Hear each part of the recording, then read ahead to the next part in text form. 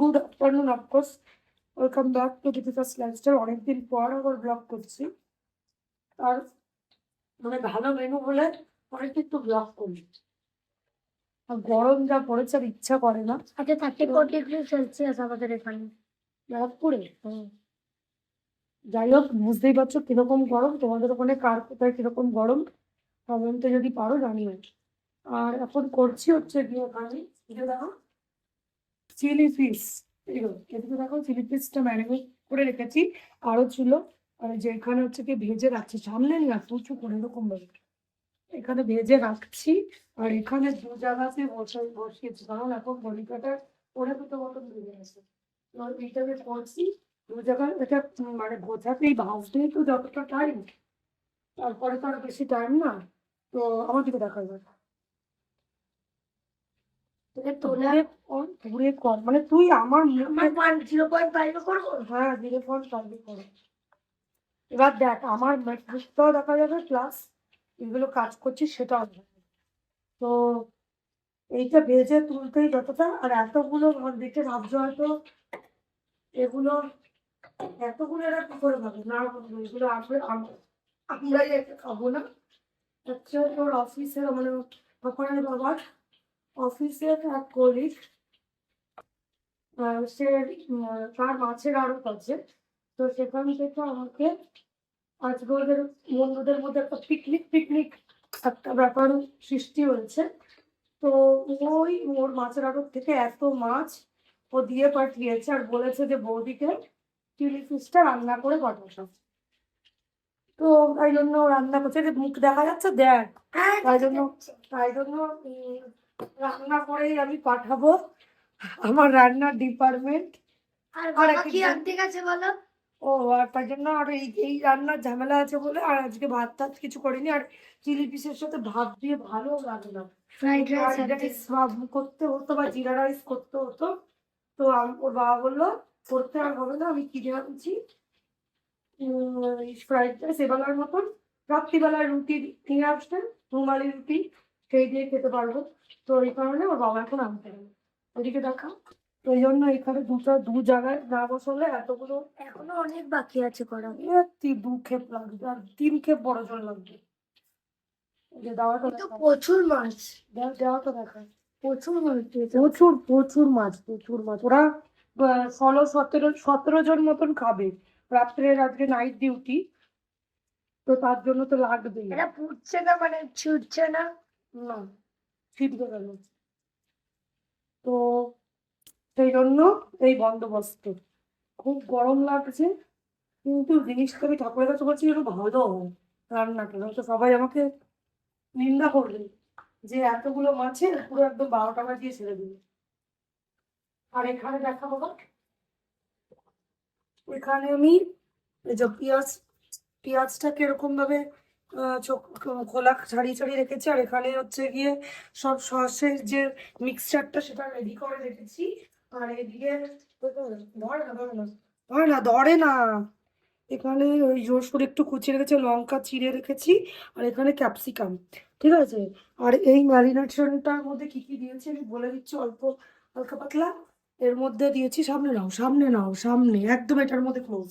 এটার মধ্যে দিয়েছি ফিস তো ছিলই, তার মধ্যে দিয়েছি ভিনিগার, গোলমরিচ গুঁড়ো, তারপরে হচ্ছে গিয়ে নুন, আর হচ্ছে একটু সাদা তেল, বেসন, কর্নফ্লাওয়ার, এই তো। এই দিয়ে ভালো করে ডিম, মেন আইটেমই বলিনি, 4টে ডিম ডিম দিয়ে ভালো করে ম্যারিনেশন করিয়ে রেখে দিয়েছি। তারপরে 15-20 মিনিট মতো ম্যারিনেশন করিয়ে রেখে তারপরে ভাজছি। এই হচ্ছে ব্যাপার। এবার আমাকে দেখো, আর ওই সসটা রেডি করতে টমেটো সস, চিলি সস আর সোয়া সস পরিমাণ মতো দিয়েছি। সেটা বলতে পারছি না এখন কতটা কি করে নিই, তারপরে তোমাদের সাথে আবার দেখাবো ফাইনাল লুক। চলো, এই হচ্ছে এখানে এই রসুন আর লঙ্কা কুচিটা দিয়ে দিচ্ছি, জায়গায় ভাজবো।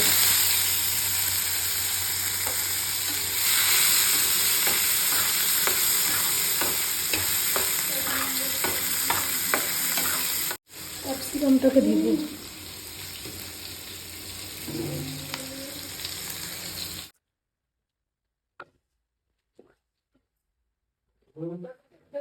পেঁয়াজটাকে ভাজছি, এই যে ক্যাপসিকামটা দিয়ে পেঁয়াজের এটা দিয়ে দিচ্ছি, বেশি ভাজবো না কারণ এগুলো মুখে পড়লেই ভালো লাগে, তবে একটু নরম নরম হবে তারপরে আমি চিকেনগুলো দিয়ে দেবো।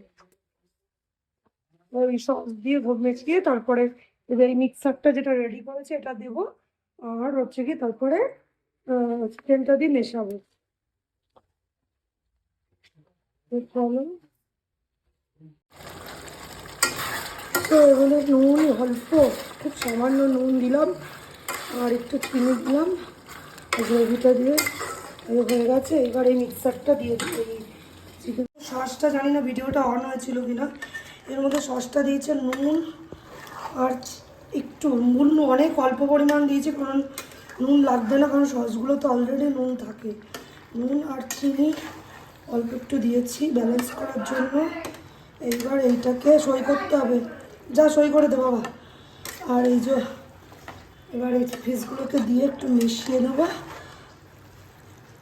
ঠিক আছে? একটু দূরে নাও, দিকে দেখো অনেকটা অংশ তো এর জন্য আরো সমস্যা হচ্ছে। গরম যা, আমার তো গরমে অসুবিধা হচ্ছে, যদি শীতকাল হতো কোনো ব্যাপার ছিল না। সিদ্ধ ভাত হয়ে গেলাম আমি এই রান্না করতে গিয়ে। তার মধ্যে উঁচু না নিচু জায়গায় যে কোনো বেশি জিনিস রান্না করতে সুবিধা হয়।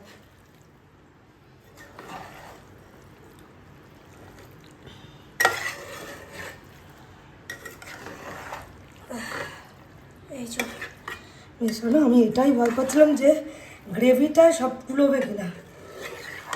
এবার এর মধ্যে একটু জল দিয়ে দেবো, তারপরে হালকা 2 মিনিট ফোটাবো, ব্যাস চিলি ফিশ রেডি হয়ে যাবে। চলো আর বেশি নাড়বো না এবার। জলটা দিয়ে ওখানে গ্রেভিটা হ্যাঁ হবে, ওখানে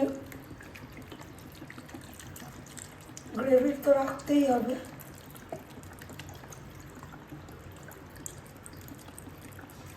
ব্যাস কি হবে বেশি